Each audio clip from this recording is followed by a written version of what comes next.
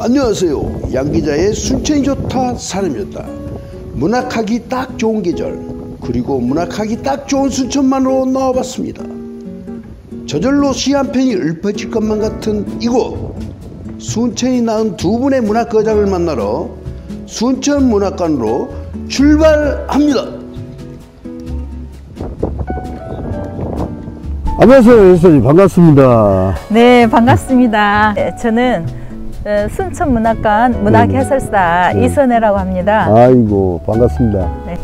여기 완전히 좋은데요? 네, 너무 좋죠. 여기가 바로 김승옥 선생님이 무진경의 배경이 된 곳이에요.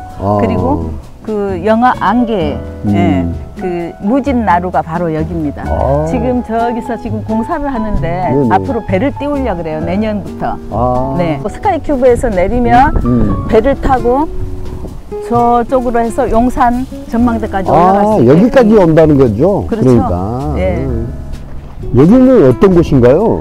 우리 문학관은 김승옥 선생님과 정채봉 아동문학가 두 분의 우리나라의 걸출한 문학가들을 모시고 그분들의 문학과 사상 또 이 문학 세계관을 조명하면서 지금 여기 스카이큐브 종점이고요. 네네. 이리 쭉 가서 한 12분 정도 걸어가면 순천만 습지, 유네스코 생물권 보존지역인 이곳에 중간에 우리 문학관이 있어요. 네네. 그 문학의 언어는 자연을 닮은 언어예요. 그래서 인간과 자연을 매개시키는 매개 역할을 하는데 아주 이 풍광도 아름답고 거기에 걸맞는 보이시죠? 초가지붕이나 고즈넉한 분위기. 예, 그게 사람들이 너무 좋아합니다. 여기가 바로 정채봉관입니다. 동심의 작가죠. 우리나라에서 아주 걸출한 성인 동화도 쓰시고 이 아이들한테 오세암이라든지 물에서 나온 새라든지 아주 인기가 좋은 동화를 쓰신 분이에요. 그래서 오세암은 프랑스에서 그리고 물에서 나온 새는 독일에서 가장 사랑받는 동화고요. 애니메이션으로 제작이 돼가지고 아주 또 인기 좋습니다. 정채봉 선생님은 아이들한테 동심의 아이콘이에요. 네. 동심이 세상을 구원한다. 동심이 세상을 구원한다. 그렇죠. 동심이란 것이 우리 인간이 태어난 곳이 고향이라 그러면 마음이 태어난 곳도 있다 그래요. 그것이 바로 동심이에요. 마음이 태어난 곳.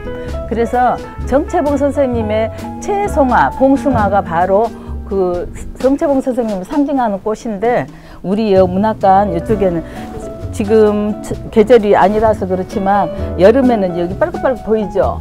채송화예요. 채송화를 심어놓고 저 담 밑에는 봉숭아를 심습니다. 그래서 정채봉 선생님이 55세의 젊은 나이에 세상을 떠나시는데 간 암으로 채송화와 봉숭아를 편지 봉투에다 담아가지고 씨앗을 나눠드리는 행사를 합니다. 베네쩌 고리가 보이죠? 정채봉 선생님은 4살 때 어머니가 돌아가십니다. 그때 어머니의 나이가 20이었어요. 그러니까 어떻게 생각하면 16세 아이를 낳았다고 볼 수가 있죠. 그래서 이 20살 어머니라는 동화를 쓰셨고 이 간양 농업고등학교를 나오시고 동아일보 신춘문예로 꽃다발이 당선돼서 등단을 하셨고요. 선생님 총 97편의 동화를 쓰셨어요. 그래서 물에서 나온 새는 독일에서 아주 사랑받고 또 애니메이션으로도 만들어졌고 오세암은 프랑스에서 가장 사랑받는 그런 작품이에요. 그리고 생각하는 동화, 선생님이 장르 개척을 하셨는데 이게 이제 어른들의 성인 동화, 생각 안에 멀리 가는 향기, 내 가슴속 램프, 이 순간 이런 게 다 생각하는 동화예요. 이 법정 스님하고 친분이 있었던 게 나오는데요. 저는 이 말은 꼭 들려주고 싶어요.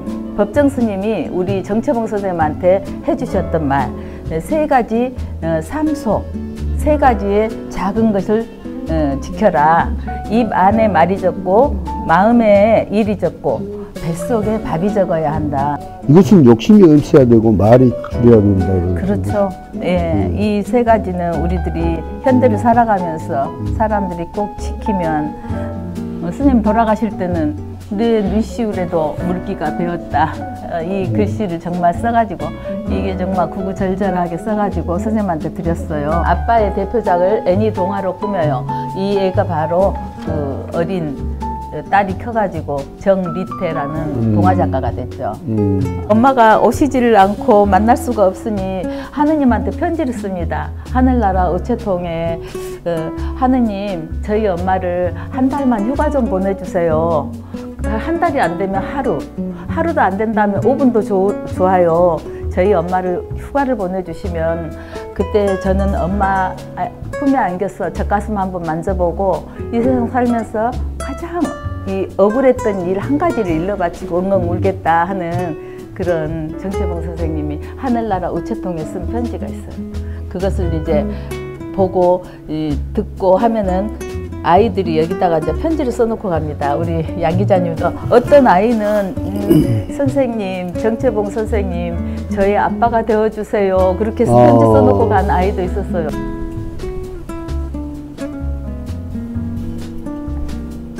선생님, 순천 문학에 대해 말씀하신다면요. 우리 순천 문학은 좀 그 현대 문학이 좀 늦게 시작된 곳이에요.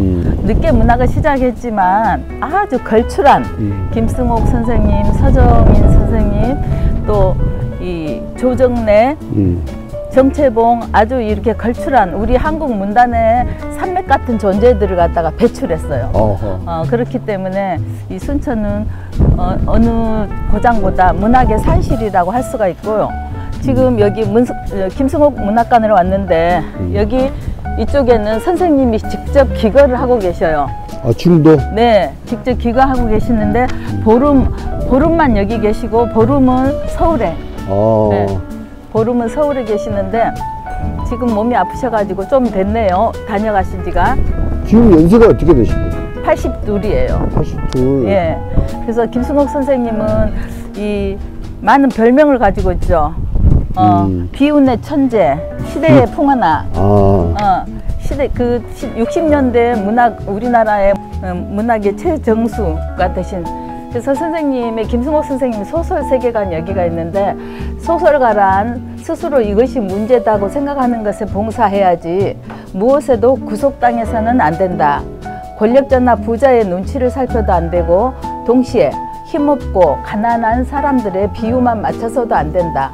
모든 것으로부터 자유로워야 하며 다만 스스로의 가치에 비추어 문제가 되는 것에 자신을 바쳐야 한다.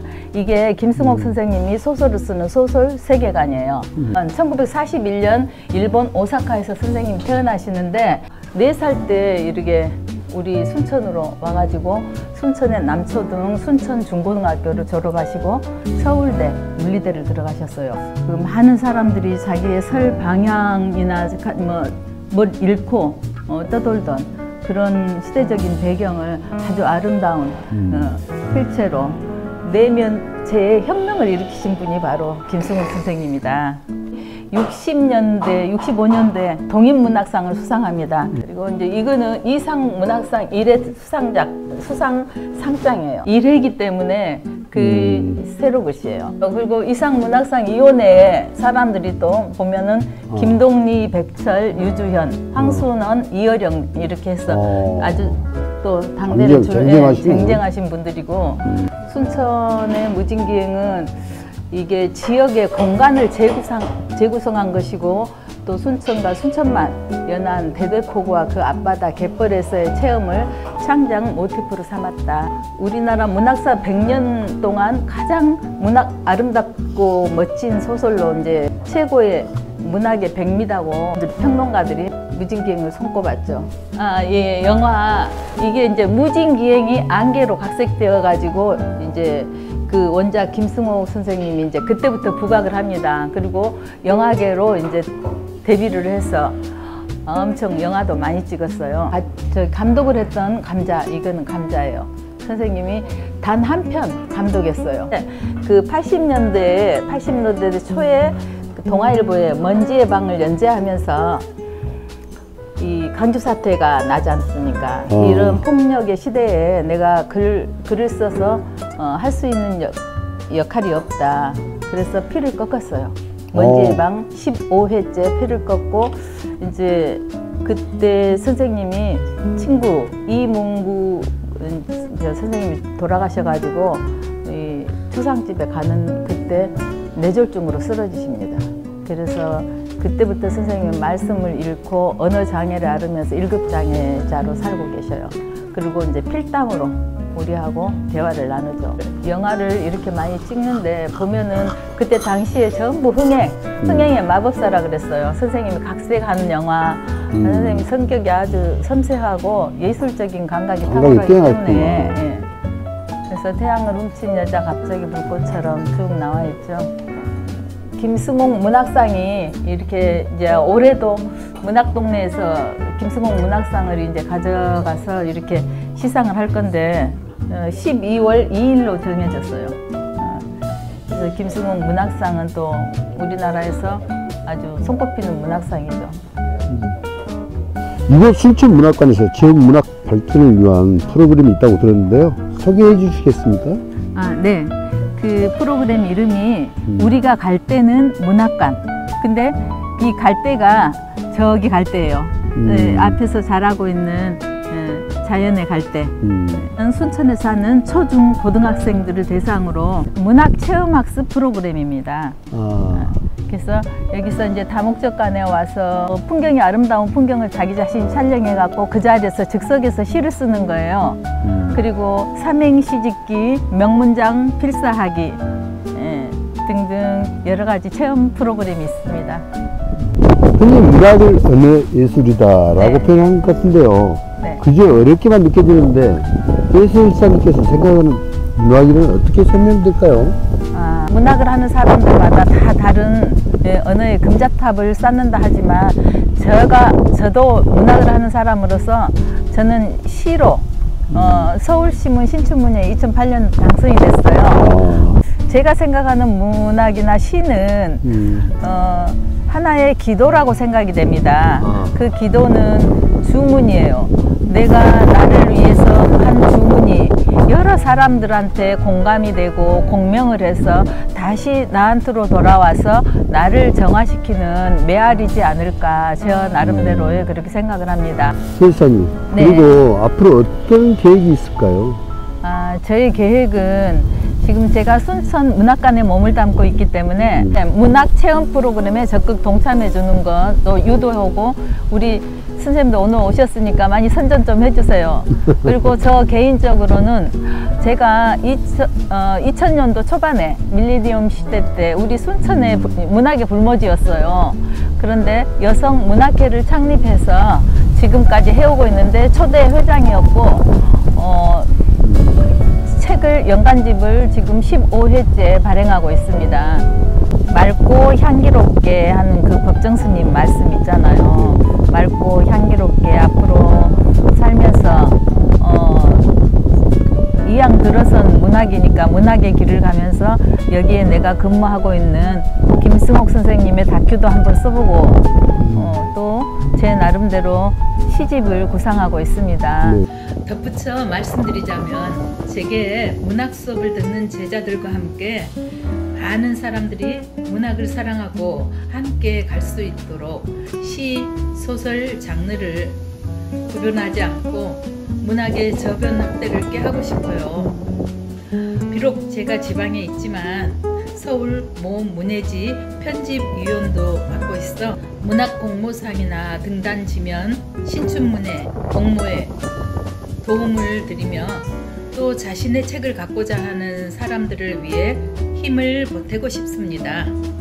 소원이 꼭 이루어지시길 바랍니다. 네, 감사합니다. 글을 쓴 사람은 무엇에도 구속당해서는 안 된다. 권력자나 부자의 눈치를 살펴도 안 되고 동시에 힘없고 가난한 사람의 비위만 맞춰서도 안 된다. 모든 것으로부터 자유로워야 하며 다만 스스로의 가치에 비추어 문제가 되는 것에 자신을 바쳐야 한다.